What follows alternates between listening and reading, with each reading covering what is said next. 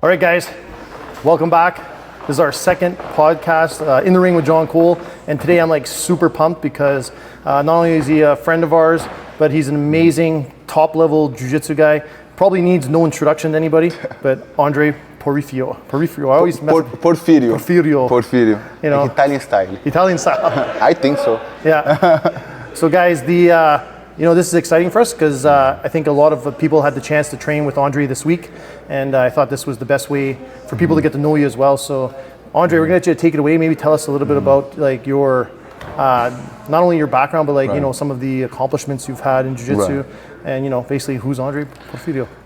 So guys, Andre Porfirio is a guy who I have a slogan that I like to say that I'm just a simple guy doing what I love the most. So this is the way I take life. I started jiu-jitsu to lose weight as a chub kid who used to suffer bullying in school. And my dad always had this on his mind because my dad be an obese person his whole life. So he always had on his mind that he don't want me to suffer what he did.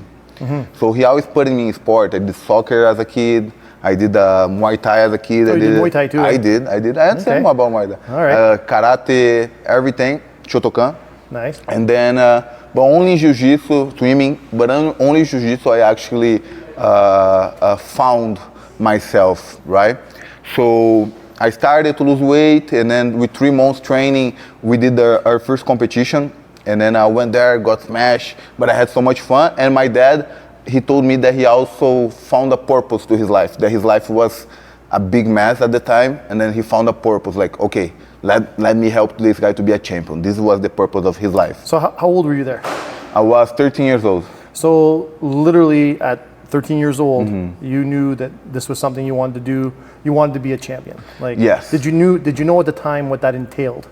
Was very natural. I never actually, on the beginning, I don't actually stop to be like, oh, I want to be a champion. That was more like natural. I loved the sport and I loved to compete. And my dad got completely obsessed with that too. So he's like, oh, I found a tournament. Let's go. I'm going to sign you up. Let's do it. He was more obsessed than me on the beginning. And I started to compete. I started to love it. And my dad used to buy like all the Gracie Maggies, like there was magazines at the time. We don't used to have internet that big. You remember? Yeah, no, I remember the Gracie mags. I used to buy them. Yeah, like all the Gracie Maggie, Tatami magazine on these stores that sell like old magazines. Yeah. Like 1996 Tatami. That's not that old, just for the record. That's not that old. That's actually 1 year before I born. Oh, yeah, me too.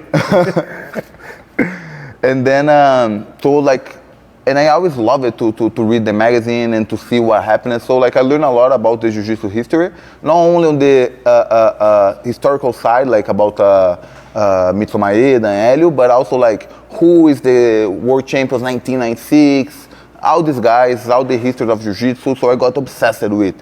My dad used to bring a notebook at the time. I don't used to have a computer or nothing. And he used to like bring he used to live in a different city. He used to bring to his city, but had like 50 jiu-jitsu videos, like breakdowns, super fights, IBJJF fights, and bring to me like, watch.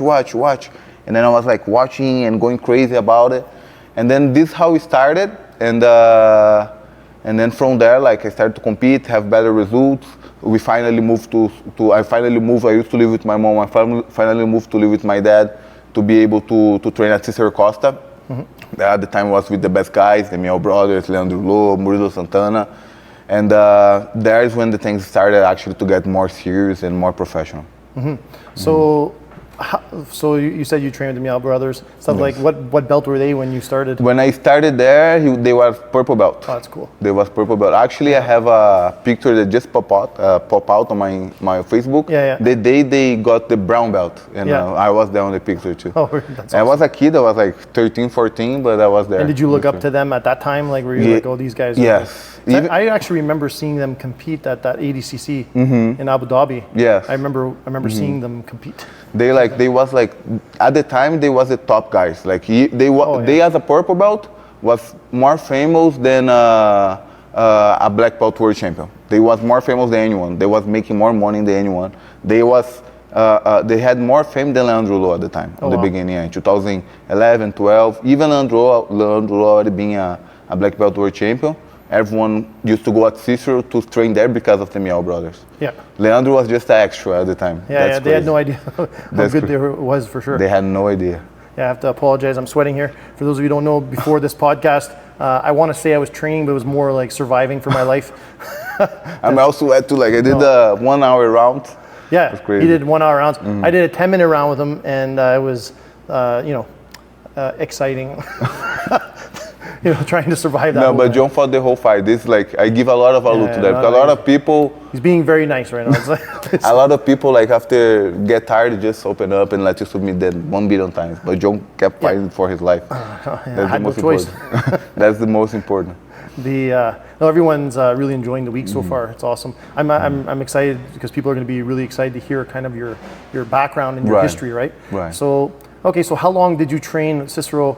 Like at that time? Like I started at Cicero in 2012, right? So I moved to live with my dad. My dad at the time when I moved to live with him, he was living on his car, so he don't have the apartment. And right when I moved to live with him, he had to find a place to live. So in São Paulo, what happened? My dad is a police officer in Brazil, and then there the school from the state, I'll have a house on the side for the person who to live there and take care of the school, right? So if you live there, you can live there for free, but you need to be responsible to open the school, to close the school, and to do the security of the school. And mostly to police officers, this kind of job. Yeah. And my dad got this so we could have a house for me to live with him, right? Amazing, yeah. And then we lived on this house actually for 7 years. Oh, nice. And then I start to live there. Open the school in the morning, go to school, stay at school 7 to 12:20, and then from there, bring my brother to school, make lunch, and then finally go to Cicero. So I used to leave my house 3 p.m., but to get to Cicero was like 15 minutes walk, 20 minutes subway, 30 minutes subway, 20 minutes train, and then 15 minutes walk. So it was like 1 hour and a half, 1 hour, 40 minutes just to get to the gym. And then used to train from 5 to 7, 7 to 9, and then the way back again, get home around 11, 11:30 to sleep and do all over. And then in 2015, I was able to finish school. And in 2016, my dad gave me the whole year only for me to train. So I used to go to school, to the Jiu Jitsu in the morning, train 10:30 to 12, 12 to 2, go eat, rest, 5 to 7, 7 to 9. And then go back home. And like hardcore training. Like the first 2, much more hardcore. 5 to 7 with some people who was not compared as much, but high level. Oh yeah.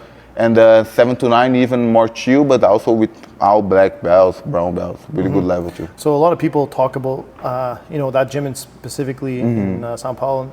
Like how is the training there? Like so let's say the average recreational person walks in, they're for a drop in. First of all, is that even possible? Can they just say I'm going to come in and do a drop in and and how would they be how would they be treated when they walk in? So what happened? There's a social project. So there no one's paid. No one's make money with the gym. It's a social project, like free. Anyone can go there in training.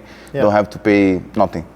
So there no one is actually caring about how you're gonna feel, if you're gonna like or not.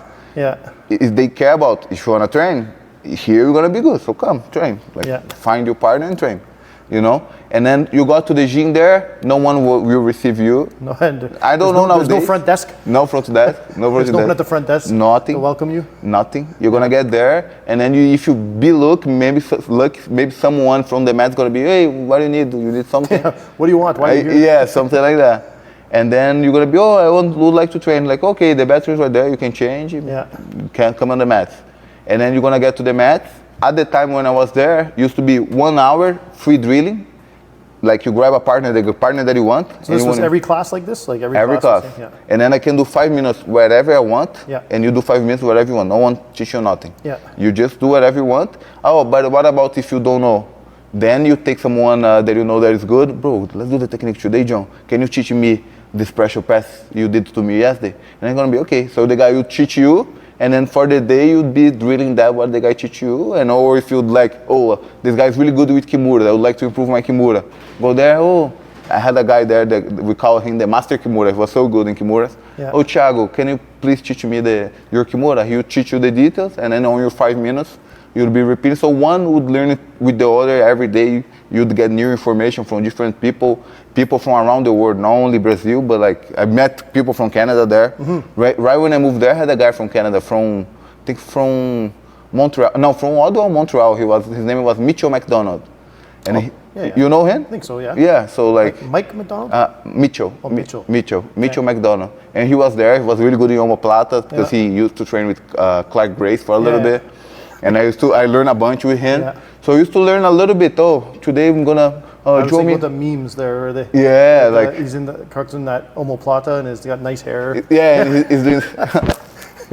So like this how used to be the training, like savage. And then when it started the rounds, Professor Cesar would come, and you just like Cesar is there just for that, like let's go, and then like put fire on the situation. Oh, Andre, how we go? Like let's say Frenchie was smashing me a little bit, even if I was not going that hard, he would be like, oh, what's this and that? You're gonna let this weak guy smash you, just like that. Like, don't give a shit. All right. Was he asking people to just make it easy, just give up, just? No. This I didn't actually with Wagner Rocha after. Oh, yeah. This was the second chapter. That's because Andre during our roll was telling me, just make it easy, just give up, just turn your back, it's okay. This was actually the second chapter of my journey, because I got to train as Cesar till 2018. Yeah. And then I had the opportunity from Pat to come to the Hands of Grace Orlando through Gringo, because I met Gringo in Brazil at Cicero. And then I was with Pat during 2 years, from 2018 to 2019, was able to get one world title and one bronze medal at Worlds at the time, so was like represented the team really well.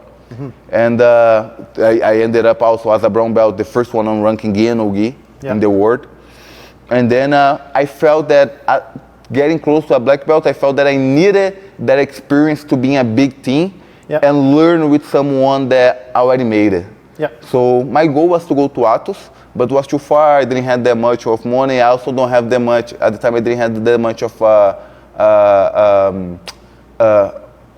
talk to Pat about situation like this at the time was too far. You know? And not like nowadays I feel I talk with Pat as a friend, like I talk to you, like I talk to my friends, you know, like of course with a lot of respect, but as a friend. And at the time it was too far as a kid who just came from Brazil. So I had some friends that was in fight sports from Brazil, and they used to invite me like, come visit, see if you like, blah, blah, you're gonna like. And then I finally had the opportunity to go there one weekend, and then Cyborg treated me like family, you know, like we trained together, we went hard, we went to his house, he made like a nice barbecue for us. We had actually a really, really good time over there. And then I'm like, man, people are so nice, man, I may join this thing. And then I made the decision, I'm like, no, I need to learn how to lift, I need to learn how to be a real athlete, because I was good in technique, but I was not a real athlete. I was a little overweight, I was never worked out before, nothing, just jiu-jitsu. And then I'm like, I need to go there because I need this, I have this gap on me. So I went there, and then that's for sports, my game went to the next level. I learned a lot about nutrition, I learned a lot about lifting, I learned a lot about how a successful person has to care himself, you know. Also a lot of jiu-jitsu, and with Wagner Rocha, that was my main no-gi professor, that I learned how to be the way I was being with you. Like all these passes, most of these passes, the top game is from him. Like I learned a lot with him, and also a lot with Cyborg, but mostly with Wagner, because he's the one who teaches the class, the no-gi class over there. Cyborg is more like yes, exactly. Man, if you thought was bad for me doing on you need to roll with Wagner, man. This guy used to work on the construction. It was horrible, I felt dizzy. No, I'm going just pulling. He like, when he's left, like, he wanna rip your head off, and his hand is like bigger than mine, and like construction hands is crazy. It's crazy, like so strong. Boom! You like you know when you hit the head and like it rattles, Yes, like this is what you feel when you roll with him. Like during 10 minutes, sometimes you put 40 minutes, non-stop. Man, so rough. And with this guy I learned most of my top game, and he opened up my mind a lot for the wrestling side as well, for the wrestle work, because I used to play more guard back on the ground, but this is not enough if you want to get to the next level. And then when I finally felt that my circle there. Sorry, it was interesting No, because do- like some of the conversation we had earlier in the week, you were talking about, you could tell when the gi guys play no gi. Oh, yeah. Because they sit in the guard. And today I was like, okay, I'm not going to accept being in the guard. I don't want to play guard. I was trying to get up, Yes, trying to wrestle back up and stuff. But it was hard. It's hard because the guy on top don't want to let you back. No. Because who is on top, gi most of the time is in advantage. Yeah. It's really good advantage. Even when you was on top, I was in a bad spot there. It was crushing me. I was staying loose to don't get tired. I don't know if you felt when you start to pull my head. Relax. Instead of fight against, I was just like letting you pull. These are the things that are important to know. Yeah. Like instead of on the basket, if you force back, it's worse because you're gonna force. For how long can you do it? Don't be loose. Yeah. Clean, being loose. And then like that, you're gonna be able to survive much more. Yeah. And don't spend that much of your energy. So like I learned a lot with Wagner Rothschild. Awesome. And then, I'm happy now you're back with Team Renzo Gracie at this point, Team Renzo Gracie Orlando. And, we've been very lucky because you've been doing some tours teaching and helping a lot of the team, different schools and stuff. That's how you kind of ended up in Sudbury. How have you found that coming back? And obviously everybody's super excited to see it type thing. Right. So how's that been? So working with Renzo, of course. Yes. So like I felt in the end of 2022, I felt that my cycle on Fight Port was about to be done, right? So I decided to leave the team, and then I started to train in another gym over there. There was no concurrence or nothing, called Alpha Miami Grappling, okay? Because I started to work over there too. Professor Carlos, that I'm so grateful, has a big part of my life. Professor Carlos Sanks and his family, Gabi, Michael, Bundi, Chingy, Tristan, they all helped me, and they was a family for me in Miami in a moment that I needed a lot of support. And Professor Carlos helped me like get an apartment there. He helped me with so many things, like with my car that broke many times and I had to pay a lot of money to fix. This guy was an angel in my life, and I always will be very grateful to him. And I also, inside the mats, I learned a lot. Like he made me believe that was possible to me to make happen. Maybe as far as sports, Wagner taught me the technique, and he actually made me believe a little. But Professor Carlos is really good on like tell you, man, you can do it. Like just work hard, then you can do it. Like he's really, really good on that. So like I'm so grateful to him. But got to a moment that Miami was very expensive, and getting older, one of my goals was to be out of the mats on the business side of Jiu-Jitsu as good I am on the mats as a professor, as an athlete, because I know that soon, but maybe 10 years, maybe less, I will stop to compete because this is not forever. Maybe on the professional way, of course, world master, everything, I'm gonna keep competing. I love to compete, but as a professional, I'm gonna have to stop for a little bit, and I know that I will have to do a step to another side that will be open my gym, open my business. And I don't want to just open, I'm going to open here and that's it. No, I want to know what I need to keep the gym running and to make the gym successful. So I start to think about who are the person I know who is really, really good with that, talking about Jiu-Jitsu. And I had two persons in mind. I had Pat and I had Taizio, that is my uncle over there. And then I spoke with Taizio, and then Taizio, like he said he would give me the opportunity, you teach me, and he's still teaching me a lot. But on the lineage to open the gym, I would be too far because he have other guys already helping him, like Jacob Boudou, that is Canadian, Heitor, and he had JP, and like that's fair. Who got first gonna be the one. We're gonna open the gym here, we're gonna open the gym there, we're gonna open the gym there, and start to dominate Florida little by little, right? So I'm like, I don't have that much of time. I don't want to wait like maybe 5 more years to be able to open my gym. I want to open maybe 2 years. So I spoke with Pat too, and then Pat explained to him what I was looking for, and he told me like he would be interested, and he also would be interested for me to be there as an exchange, helping Renzo to be the best version of himself.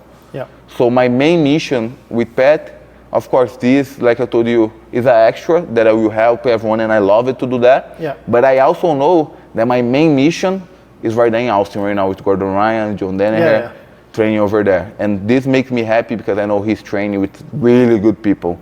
Oh yeah, but he's improving all the time. He's improving a lot. But I know like crazy. My main mission, my life mission on the moment, yeah, is to help Renzo achieve the next level. Not only with technique, but also with the experience that I brought from fight sport, that I brought from Alpha, how to be a real athlete, working out, being consistent, because consistency is the key, being professional, eating good, working, lifting every day or at least 3-4 times a week, doing your drills, doing your part, doing what have to be done. So this is the experience that I want to give to Renzo, and in exchange, Pat's gonna give me the experience that he has on the business side. And then on the next 1.5, 2 years, my goal is to finally find a city over there, probably in Florida, and open my Renzo Gracie, my gym too, and start to go from there. Awesome. And I think a lot of people, sometimes we tell people like, you know, that your level is like world class. What are some of the accomplishments you've had? As a black belt, as a color belt, I won 4 world titles in the gi. I won Pan American gi and no gi. No, actually Pan American no gi in the gi. I didn't fought as a color belt. I actually fought blue belt, got double silver. World Pro, Brazilian Nationals 3 times as a color belt, and much other opens, all these tournaments. As a black belt, I won Pan Ams in the gi. I won no gi worlds. I got 3rd place on the gi worlds. I won ABI.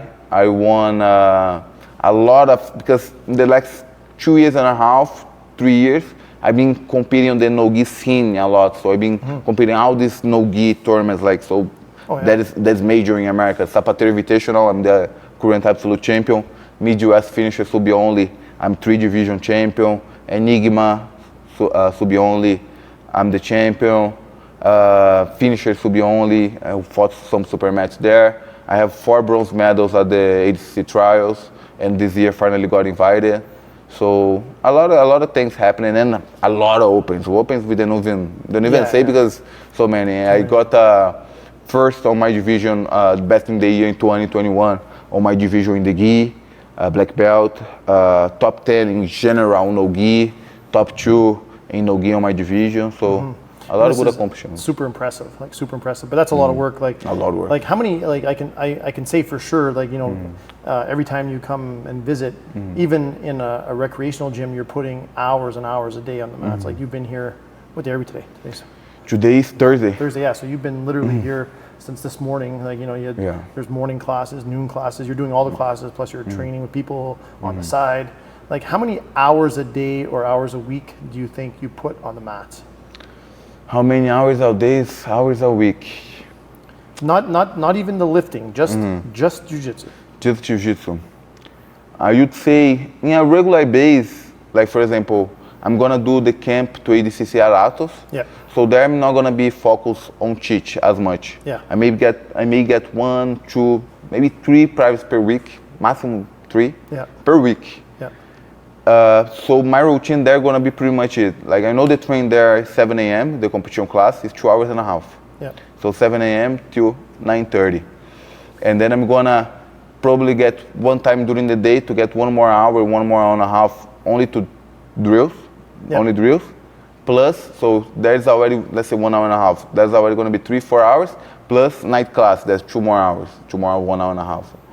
So be like, in a competition camp, training hard with the best in the world at Atos, let's say 5 hours, plus the lifting, right? Plus if I have a private, you can put 1 more hour because I'm watching and I'm learning with them. I think some people, you know, and I tell people all the time, there's levels to this sport. Yeah. You know what I mean? Like you see it, even at the amateur level, recreational level, you see some guys that, you know, they're black belts, but they're really very good at black belts, or, you know, but then like you move into like the top 10%. No, it's different. Yeah, it's one thing that I always tell my friends or my students that like the black belt who competes, his level is much higher than the one. This guy can be really, really good, and this guy can be maybe not that good. But because this guy is competing, most of the time he will be able to beat this guy because he has a different mentality, and he will improve his jiu-jitsu more because he's gonna go to a tournament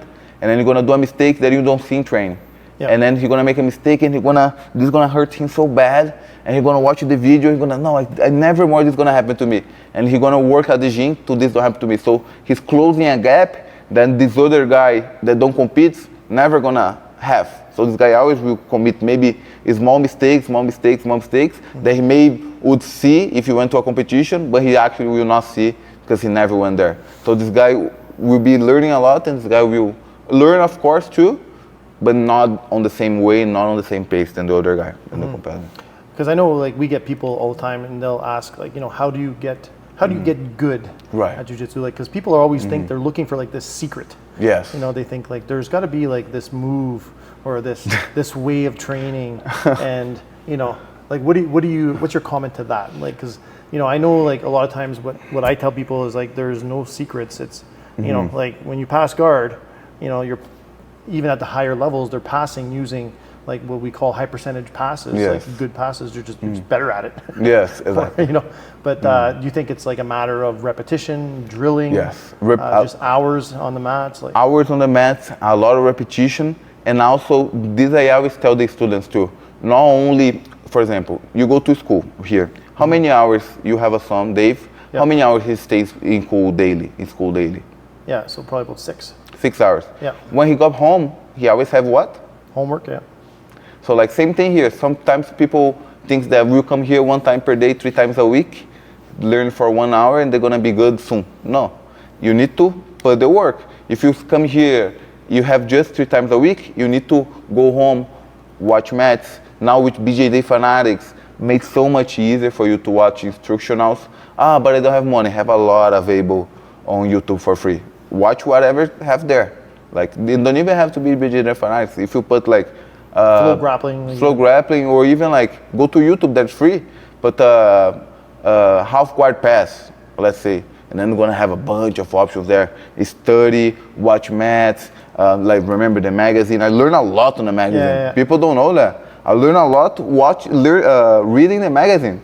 Like a lot of jiu-jitsu, and then Grace Mag used to have like, now they take a bunch of pictures and step 1 of this position, step 2. Remember this? Yeah. I learned a lot like this, a lot. So like, nowadays we're very lucky that all these instructionals are so much easier. So much easier. Remember traveling hours and hours to go to seminars to learn things that people can find online pretty simply now. Like, so I feel like if you want to get really good, and I see that even here, I saw some guys, the guys who study out of the mats are the best ones, because you're gonna bring always new things to the table, always new things. Because you're gonna come to class, your professor's gonna teach 1, 2, 3 moves. It's cool, amazing.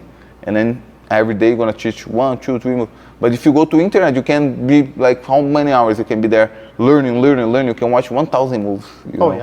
So like, and then you take what you like and you start to repeat, repetition.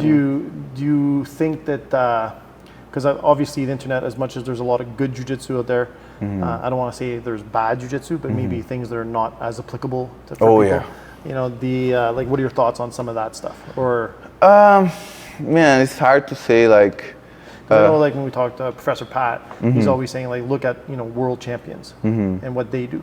Yes. No, I think it's right, but I think has a lot of people that don't even actually fighters, and they just put a belt and then they start to teach. I travel a lot, not only here in Canada, but I'm sure here happens a lot. But even in Europe too, like we already went to a lot of countries over there. Actually going there again in October. That's amazing. And like you hear so many stories of like, this guy was a blue belt to a white belt, 3 stripes in Brazil, and he got his black belt on the flight here to Europe. So we've heard that before. Like, is that like, I used to think, oh, come on, that can't be true. Maybe it's like urban myths. Like, that is true. That happens. True. That happens a lot. So the flight. On the flight, like 12 hours flight, the guy left to Brazil as a white belt, got there as a black belt, open his business, and a lot of the guys make a lot of money. Really? So this is the problem. So the guys don't have a base, And then what he gonna teach? He gonna teach what he knows, but he don't know much. Yeah. And then like they're gonna have a lot of bad jiu-jitsu around. But I think in this day and age, a lot of those people get exposed pretty quick too. Yes. You know, but what every happens once like in a while you'll see a video going viral about some guy claiming to be a black belt, and and I could be biased. I mean, I've done lots of different martial arts. Yes. And I'll admit I'm a little bit biased to the jiu-jitsu, Brazilian jiu-jitsu black belt, because it's a lot of work. A lot of work. It's a lot of work. It's a lot of time. It's a lot of effort to attain that level. So it's almost insulting if people lie about it. It is. It is. But, and a lot of people, and like sometimes in small cities, for example, last year I went to a city so small called Carme del Mare. It's like you have to go to Bologna. From Bologna, take a train, and then go till the end, and then get a bus to be able to get there, like in the middle of nowhere. Oh, wow. And my friends are black belts, actual black belts from Animal, Carson Grace, everything. But like, it has other gyms there, one or two, they're like, told me, this guy's a white belt, blue belt, and he says it's a black belt.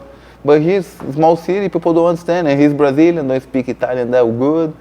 And people sometimes go more to the other guys who don't even are actually good than to the guy who is really good at actually badass black belt, Really, eh?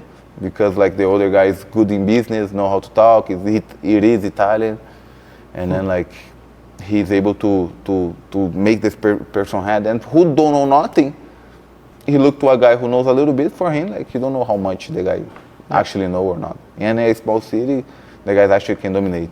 Yeah. So like when I think about like Northern Ontario here, like jiu-jitsu has been around in Northern Ontario pretty well 20 years at this point. Right. Which I'm not saying it's not long. It's 20 years, still a long time.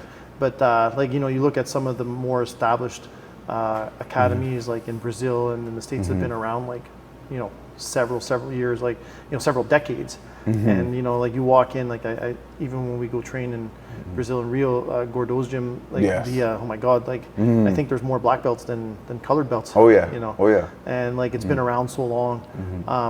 What type of advice would you have for these gyms that are just starting type thing? Maybe there's one or two black belts, and but with real black belt. Yeah, real black belts. Okay. Yeah, but they're trying to build their gym. Because I think in Northern Ontario there's a lot of gyms like that. Right. The instructors have traveled a lot to learn. But for example, I think about even our gym. We have guys that are competing in IBJJF tournaments. They want to attain world championships at blue and purple, and we have guys that have gotten bronze and whatnot. But what type of advice do you give these people? More competition, more traveling. What are your thoughts? The first thing for the professor working with jiu-jitsu, you can be very successful, but I feel the mindset cannot be I wanna work with jiu-jitsu to make money. The first mindset has to be you work because you love, and doing the right work, you will be able to make money. You can see at this gym here. You do this, you love this. It's not because you started because, I'm gonna make money with this. No, you have your job, you have other stuff. You started because you love, and then because you love and because you like so much to be here, your energy is always good, you was able to build something like that. So this is the first advice. The second advice, if they wanna make competitors, is put people to compete, like you've been doing, like all these pictures of all your students competing, kickboxing, Muay Thai, Jiu-Jitsu, compete the most possible. Because competing, if you want to make a competition team, they're going to get the experience, they're going to learn about the points, they're going to learn about, we call malandragem, it's in Portuguese, like when to pull, when you should talk to the referee so you can tie your belt, so you can rest a little more, like these small things. And this is going to improve their game much more if they want to make a competition. Or they can focus on the base, focus on self-defense is a good way to make a lot of money with jiu-jitsu. Separate the beginner's class. I think here don't need anymore, but have a class only for the fundamentals, for the person who just started jiu-jitsu, to learn how to shrink, to learn how to front roll, back roll, and let the beginners or even beginners and advanced over there, people who already have experience and who just got first day on the other side in another class, divides this. I think this is very important. 100%. I that's one thing that we've been trying to do is we try and have our guys compete a lot. And I think like in Northern Ontario, there wasn't a whole lot of opportunity sometimes, where people would have to travel a lot. Yes. So that's one of the reasons why we have so many tournaments that we've kind of started in Northern Ontario to try and get our guys more competition, get them comfortable with competing regionally, and then once they have that success to kind of go to the next step. And that's where they go to the Ontario Open and stuff like that, and because that's a tough tournament. That's a tough tournament. That's a very tough tournament. And then once they start having success in those tournaments, then we try and say, okay, now it's time to go into IBJJF tournaments. Doing that with my son right now. And he's young, but I want him to start now. Right. At 10 years old, where we start working towards some IBJJF tournaments. Like Professor Pat tells us too, we should be doing at least 2 or 3 minimum. So we're going to do Jiu Jitsu Con. Yes. Just get him started young, competing at that level, so That's that perfect. by the time he's 16, 17, because we were watching Henzo compete at Worlds, right? And Yes. those guys are good. Those Those blue really, belts are they're really good. they're monsters. They're monsters. Those 16-year-old blue belts But are monsters. and they've been doing that since they like Dave's age, like 9, 10 years old. So they know the rules like part of their life. Like they don't even think about. How many hours are those kids training? A lot. I know Henzo. I think at some points he's like over 20 hours a week. It's crazy. Yeah, no, he trains a is lot. that normal, or is that like all It's the kids normal. at that level? I think for the age they don't even think about, because they don't have nothing to worry about. They don't have bills to pay. Yeah. They don't have a wife to take care. They don't have job. They don't have nothing. They just maybe study. Some don't even study.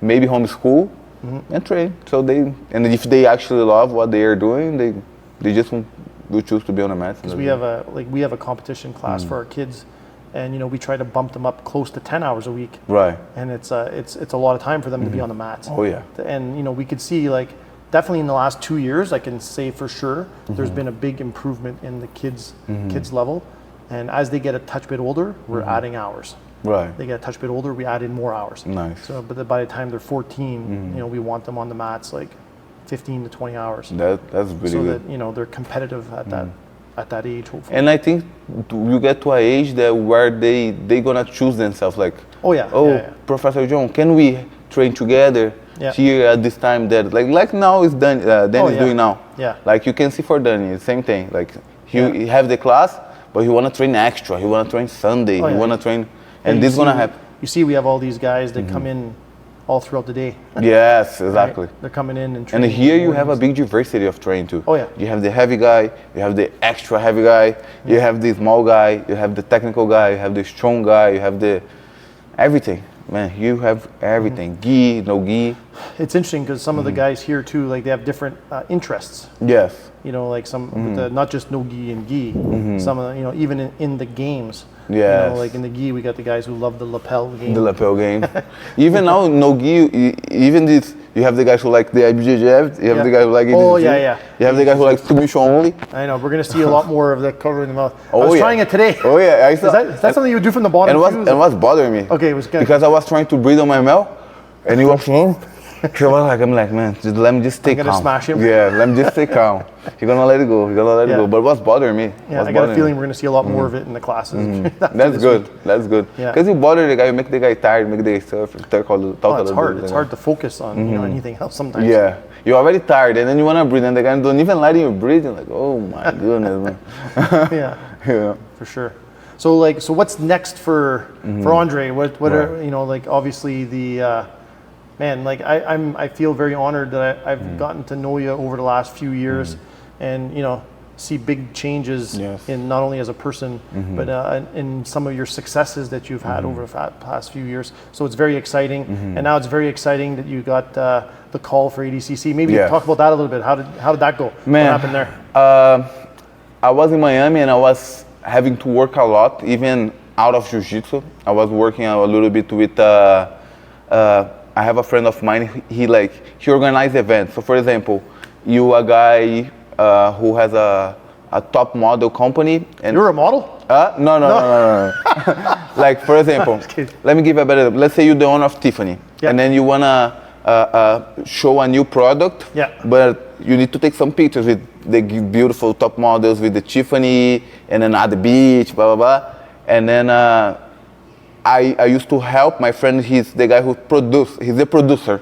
So we used to go like on the morning there, put the tents so the person can stay under the tent so don't stay on the sun, put there the food, organize everything. And then, for example, the top models was there taking pictures, and then whenever they was not taking pictures to don't stay on the sun, I used to get the umbrella, stay hold for them, like, bring the little car with water, and used to pay really well, like like 8-10 hours. And you had to hang out with the top models. No, top model, like high level, man.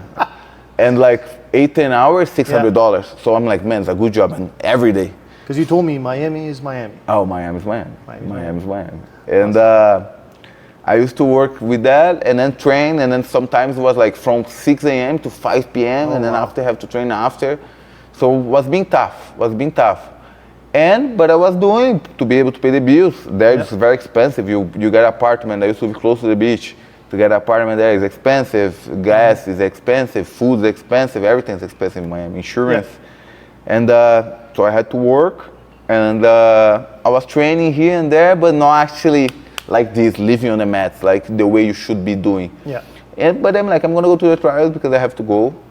And I fought well, but I fought very unidimensional. Because I was not training as much and my cardio was not as good, I didn't have the confidence to play this game. For example, I don't need any wrestling there. Like you saw how good I am with this? Zero. I don't need nothing. Really? If you watch my match, was I'll only pull guard, work leg locks to finish as soon as possible. Like, that's it. And then I was able to, like, on the first trials, I submit the first 5 fights right away. But I got to a certain moment on the semifinals where actually the first trials wasn't even that, because I started the match and I was doing well. Actually, it was the first fight that was actually, okay, I got to the semi, so now I'm gonna fight. And then I was actually fighting wrestling, but I got too stuck on the guy's neck and he jumping a flying bar. First time someone got me with a flying bar in my life. And then he got the flying bar, I tap.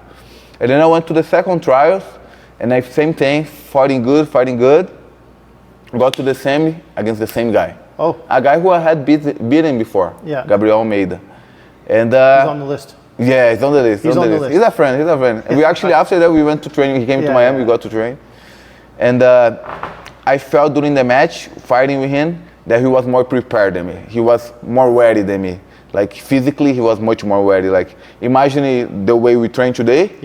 Like, I was you a little bit. Of course, I did a bunch more attacks on him in the beginning, inversion, because I was in a good shape, but he was in another level. He was like, not about technique, but about physically, he was in another level. Like, he was no shirt. You could see in every single vein of his body, like ripped, like, and I was not. I was like, normal. And then I felt like we did this whole 6 minutes, and then I got tired, and then we went to overtime, and I was so tired, and he still was like, fine. And then I'm like, man, I need to take this guy down and stop, because I was so, like, completely dead. And then I went to a single, but I went too slow on the single. When I got his leg, he went to a guillotine, he was able to catch me. And then I lost both semifinals, and then I fought for the 3rd place, got 2 bronze medals. And the other trials, 2022, I had 2 bronze medals too, of 2 fights that if I had the wrestling, I'm sure I would have win the fight. So you've been working your wrestling a lot. A lot, more than anything else. I don't even play guard. I play guard like this week, tonight. I haven't even seen you play guard. Yeah, very little. Only top. Everyone's feeling the pressure. Exactly, because I want to bring my pressure and my wrestling to the same level I have on my guard, because there I'm already confident.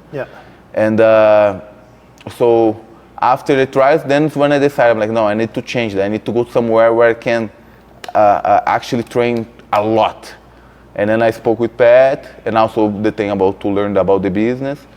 And then one day I wasn't even thinking about the ADCC. I was thinking about it, but I'm like, man, it's gonna be hard. But fortunately, Craig Jones, he had the amazing idea to make the CGI on the same day. That's a whole other topic. And he got a lot of people. Not a lot, from my division, actually not. But he got maybe 2 guys that was at ADCC. And then 2 spots came up. Nice. And then Mo, already knowing me and liking my performance, he invited me to be on the event, and now we are there. Exciting, man. And the rest is going to be history. The rest is going to be history. And I'm just doing the part on training. So what's next? 1 more week in Canada, in Ottawa next week. Finish that. On my way to San Diego. 5 weeks in San Diego, ADCC. After ADCC, travel to Bogota, some seminars over there, see my girlfriend, and then Canada again. Teamings, 25 days. From teamings, Europe, and then 15 days in Europe, teaching seminars, have a wedding of a friend, and after that come back to Orlando to prepare Renzo to, or may come here, we never know, like we spoke, 100%, yeah. and prepare Renzo to No-Gi Worlds, that will be in December. Yeah, that's exciting. Well, that's awesome, man. Well, thank you so much. My pleasure. Guys, for those of you who you probably meet, a lot of people probably follow him on Instagram. Check him out. Let's on do Instagram. it. Yeah, André Porfirio BJJ. Yeah, we're going to make sure to put all that information there so you guys can check it out. If you're ever lucky enough to have him in your academy, phenomenal instructor. Thanks so much. And you know, we've had lots of people come. Not many people with this man's pedigree and you know, like world-class jiu-jitsu, but also like you're charismatic, you connect with the students, everybody loves learning from you, they love listening about your different experiences. It's like absolutely an amazing time, and we're very, very fortunate to have you. So thank you so much. Of course, like this comes a lot from me, but being here on the environment where you feel comfortable, this is very important, and this is a big props to you too, John. Like every time I came here, since when I was a brown belt, I always felt home. Like I feel home here. I'm at home. Awesome. I don't feel like I'm in a gym having to this like. Yeah, I feel no. relaxed. I feel myself. I can be myself here. So this is very important too. Thanks so much. Thanks so much. All right, guys. So you know, check them out. Good luck at ADCCs. Everyone's going to be rooting for you for sure. Let's do it. And we can't wait to see what's next for Andre. It'll be good. All right, thank you so much, man. Appreciate you.